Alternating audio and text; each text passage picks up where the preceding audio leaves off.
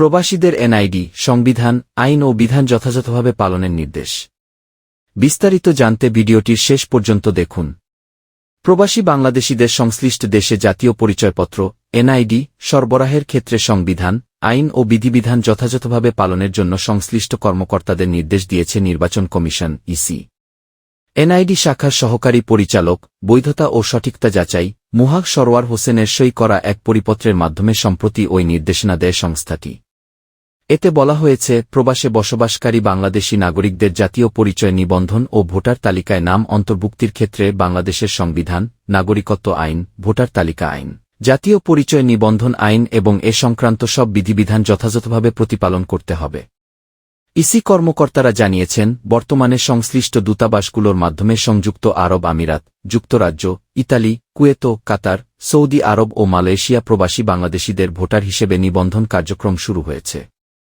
ইতোমধ্যে সংযুক্ত আরব আমিরাত, ইতালি, কুয়েত, কাতার, যুক্তরাজ্য ও মালয়েশিয়ায় স্মার্ট কার্ড বিতরণ উদ্বোধন হয়েছে।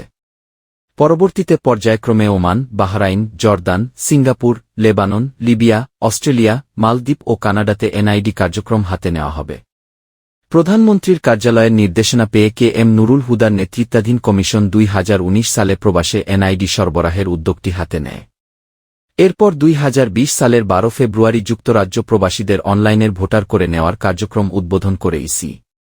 এর আগে 2019 সালের 18 নভেম্বর সংযুক্ত আরব আমিরাতের প্রবাসীদের মধ্যে এ কার্যক্রম শুরু করা হয়।